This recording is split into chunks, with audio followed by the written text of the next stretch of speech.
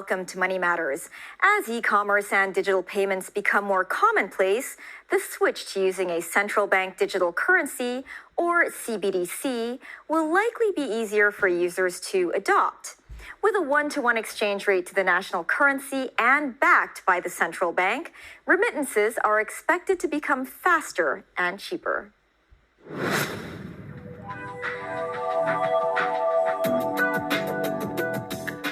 Central bank digital currencies, or CBDCs, are attractive to governments for the speed with which transactions can happen, as well as the ability to program them with payments, such as unemployment benefits or allowing spending at specific outlets, such as medical clinics, groceries, or other retailers. The technology relies on blockchain, but the real push for governments to adopt CBDCs was Facebook's announcement of its launch of Libra, now called Diem, its exclusive digital currency. With a user base of 3.45 billion people in the Facebook family, greater than the population of China, India, and the US combined, governments realized they needed to adopt a more efficient way to complete transactions. What's interesting about Libra is that it was a credible challenge to major currencies, the dollar, the euro, the RMB, in a way that Bitcoin had not been.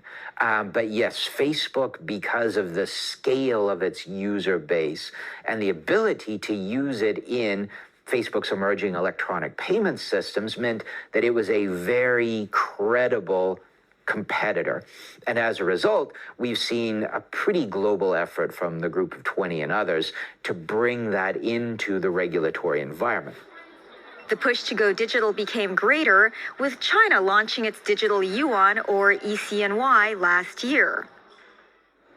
Phase 2 of a pilot project of wholesale CBDC between Hong Kong, China, Thailand, and the UAE was launched earlier this year. The pilot that we are doing together with a few central banks, plus the Bank for International Settlement, is a multi-CBDC project, which means each central bank will issue their own CBDC. In future, if you do the remittances, you don't have to get it through the correspondent bank. It will be faster, cheaper, and it will be very conducive to trade finance as well. There are two types of CBDCs, wholesale and retail. Wholesale CBDCs are for use between governments and large institutions, making large settlements faster and cheaper. Retail CBDCs are for transactions between individuals and corporations, basically the same as an official currency. According to Benedict Nolans of the Bank of International Settlements, or BIS, wholesale CBDCs tend to be better for advanced financial hubs like Hong Kong or Singapore, which have small physical footprints, small populations, and high financial inclusion as well as high trade. Retail CBDCs are more about financial inclusion, so people who are unbanked, those without bank accounts or access to mobile money, can have a CBDC account where they can make and receive payments from a digital wallet. The only issue for developing countries is that the mobile phone infrastructure might not be enough. If you don't have a good Wi-Fi infrastructure, and the individual needs to have the smartphone, that's where you get your financial inclusion, is if you can somehow connect to the mobile phone number. And that's been seen in Africa, for example, right? The M-Pesa example is the use of the phone number, because that people most do have, right? Maybe we don't all have a smartphone yet, but we do have that. Both wholesale and retail use of CBDCs are being tested by China, as it still has 225 million unbanked people. China has been testing out the DSAP, which is a retail-based CBDC. And I think, Hong Kong is being part of the pilot at the moment, as far as I know. And then, I think one of the use cases could be, to facilitate the citizens in both jurisdictions, allowing our people in Hong Kong to use the DSAP in the Greater Bay Area as a kind of a currency to settle for retail usage. China's ECNY pilot scheme isn't going unnoticed, as U.S. Federal Reserve Governor Lael Brainard has recently pushed for the launch of a digital dollar. She said the issuance of a CBDC in one jurisdiction does potentially have significant effects across the globe. As to whether the ECNY is a threat to the U.S. dollar as a settlement currency, finance lawyer Douglas Arner doesn't think so, since China is more focused on capital controls and restricting the flow of money across the border. You can actually set it so that it only works in small values outside of the country, which then gives you much better control. The design of the Chinese digital currency, there's no real intention of making of liberalizing capital movements at this stage. And in fact, the technology allows you a better way to monitor that. Gary Ng from PwC's Risk Assurance believes it may be difficult to unseat the U.S. dollar as the main settlement currency. More than 80% of the trades are settled in US dollar. So I would say for different central banks, if they are going to promote the usage of their CBDC in cross-border trade settlements, it means, they need to find use cases. They need to find it more efficient, less costly kind of payment vehicle to really drive the usage of the CBDC. You could essentially just make that transfer straight without referring to the U.S. dollar? Actually, the trade parties can choose whatever settlement currency they would like to use. Benedict says there are 3 requirements in CBDCs. First, that they do no harm. So there could be the potential for leading currencies like the US dollar or the euro to overtake a national currency if there are no limits on their use within a foreign country. A lot of places in Southeast Asia have a natural propensity to want to have dollars. So again, if you function in a scenario where there is no limits on wallet size, no limits on transaction size, then yes, a country can lose control of their own currency. She says this could be addressed by limiting the size of transactions in these currencies or any currency that isn't the national tender. The second requirement is that CBDCs should be interoperable across platforms within countries, so usable on different platforms like Alipay, WeChat Pay, or PayPal, for example, and they should be interoperable across borders.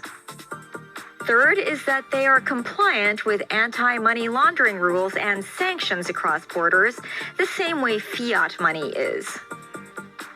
It's an ongoing surveillance thing. It's ongoing monitoring of the flows. It's a tough infrastructure to create. With the development of CBDCs, experts expect to see more players in the financial space that aren't banks.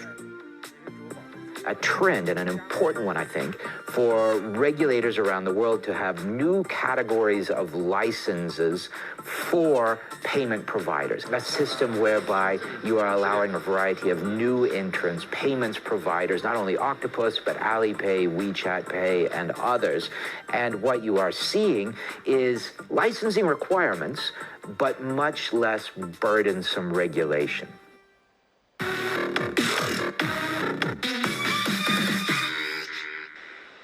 China is increasing its production of battery swapping facilities, where drivers can exchange spent battery packs for fully charged replacements.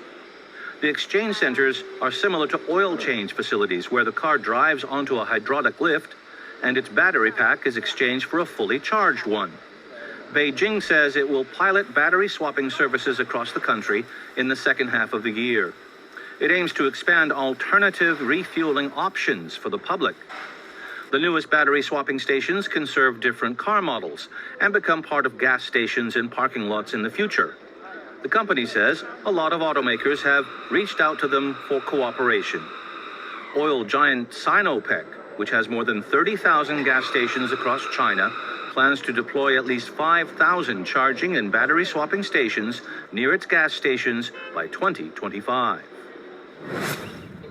Ford Motors showed off its new electric pickup truck. It says will sell for $39,000 US. The best-selling American pickup truck, the F-150, was launched in New York, dubbed the Lightning. The relatively low price was achieved by involving longtime suppliers in the new venture. The EV will have a range of 300 miles on a single charge. Ford outlined plans to boost spending on its EV efforts by more than a third and said it aims to have 40% of its global volume be all electric by 2030.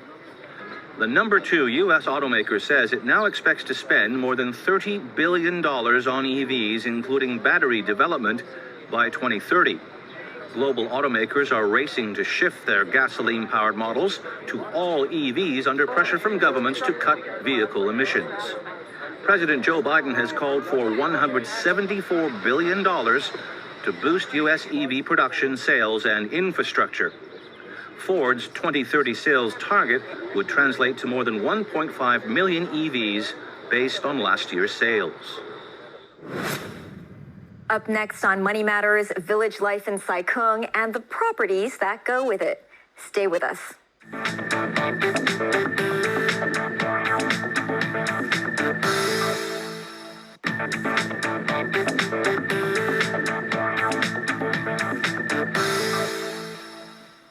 Welcome back to Money Matters. Hong Kong property prices climbed back last month despite economic uncertainties. But in Sai Kung, property prices are still below those in the urban areas. Reporter Alice Kahn checked out the bargains to be had, along with the charms of village life. This week, we went back to Sai Kung to check out village houses. The price for a village house ranges from $17 to $40 million, although the number of transactions in Sai Kung increased 50% since the beginning of the year. Sales of high-priced village houses saw fewer deals. There's lots of the people booking for viewing village house at Sai Kung, but when after they viewing, they will say, okay, let me consider. They don't make the decision. Why? I think is because they considering the situation of Hong Kong, the situation of COVID-19, and they thinking about, okay, if I buy the property over 10 millions, then I have to pay 50%. So owners have cut prices as much as 10% to lure buyers. We drove to Polo Chair, a hillside village near Sai Kung town. There are numerous villages in Polo Chair. About 40% of the residents here are expats. We checked out a house in the village of Man Shao San Chun. The village has 20 houses. Like most village houses, this one is 2,100 square feet, with each floor being 700 square feet plus the rooftop. It also comes with a 2,000 square foot garden, including a swimming pool. The owner initially asked for $38 million after the tenant moved out 6 months ago. Now, the owner has cut the price by almost 8% to $33 million. So we took a closer look to see whether it's a reasonable price. The ground floor is 700 square feet. A large open kitchen is close to the entrance. Here is the living room, as you can see, and this side we can use for the dining room. This is in front of the kitchen. The other side is a floor-to-ceiling glass folding door, but it is not very bright. The owner is asking for 33 million. Yeah. But do you think is it value for money? Is it worth it? It's value for money. As you can see now, we are standing here. It's a indeed 2,000 square feet garden, and also with a big swimming pool. So this is very fit for the children or for your friend to make a poolside party. This is the garage, enough for 2 cars. But also this part is in deep as well. The house comes with 3 ensuite bedrooms. 2 are on the first floor. One bedroom is about 200 square feet. It also has a balcony and overlooks the garden. The bathroom is large and has a steam room. The other ensuite bedroom at the back is slightly bigger. It also has a balcony. but the view is not as open. The master bedroom is on the top floor. Wow, that's huge. That's fantastic. Yeah, it's great. You know, this is the master bedroom story, and it's 700 square feet. Wow. Then how do you lay out the furniture then? I will put a king-size bed over here, and then every morning when I get up, I can see the nice mountain view. It has a massive bathroom with a steam room as well. It also has a huge walk-in closet. You can see the vast panoramic view of the countryside from the rooftop. The village is quiet, but the minibus stop nearby makes it a convenient location. Not everyone has $33 million to throw around, so we found a smaller flat in Tang Cheng Upper Village. The flat is 1,300 square feet. The asking price, $12 million. In terms of value for money, you would definitely get a lot more space in Sai Kung. If you compare it to properties all along the blue line, Sai Pun to Wan Chai, for example, the per square foot rate that you would pay there would be double what you would get here in Sai Kung. The agent says the owner is open to negotiation. The main room is a combined living and dining area. We have a very open plan living room, along with the dining table that seats 8 to 10 people very comfortably. The kitchen is right next to the living room. This is one possible way of laying out the furniture. Another alternative, which would be to have the television sitting against that wall and the sofa turned 90 degrees. This is the open kitchen, and when the owner first moved in, the whole kitchen was refurbished, and they spent over 200,000 for redoing all the plumbing, electricity, as well as the new furniture and fittings. All the equipment in the kitchen and fridge will stay. There is a balcony. The size is 120 square feet. It can fit chairs and tables here. Is it a sliding door? No, this is actually a concertina door, and it folds open. Let me show you.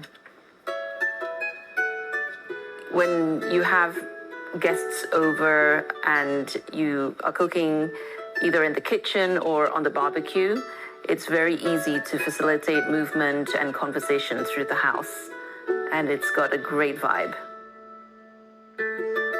There are 3 bedrooms in this flat. Did the owner make any alteration to the layout? This flat originally had 2 bedrooms. One of the rooms started with this as the main door, and there was a wall where we're standing now. So it was actually a room that was just too big, and the wardrobes have been left outside so that they don't take up space within the bedrooms. The master bedroom is 200 square feet. It is large enough to fit a queen-sized bed. The bedroom also has a balcony, and it also has a bit of a sea view. The children's bedroom is 130 square feet and also has a balcony. Next to the children's bedroom is a maid's room.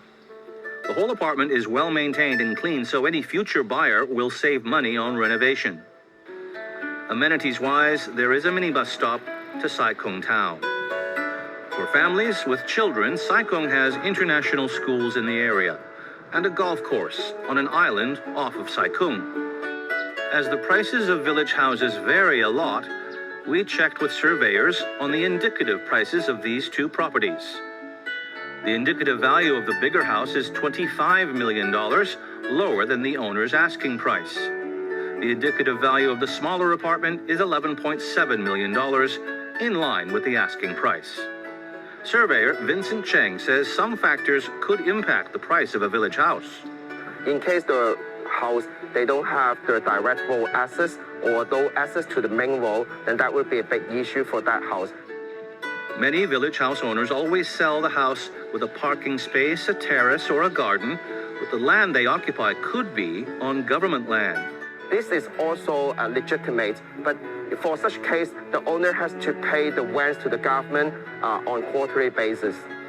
Short-term tenancy rents are not very high because the government wants the tenant to manage the land.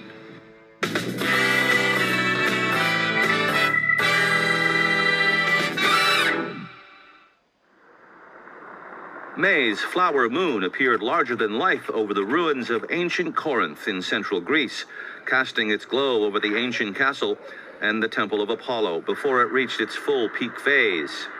The second supermoon of the year was completely full, but appeared full for 3 days.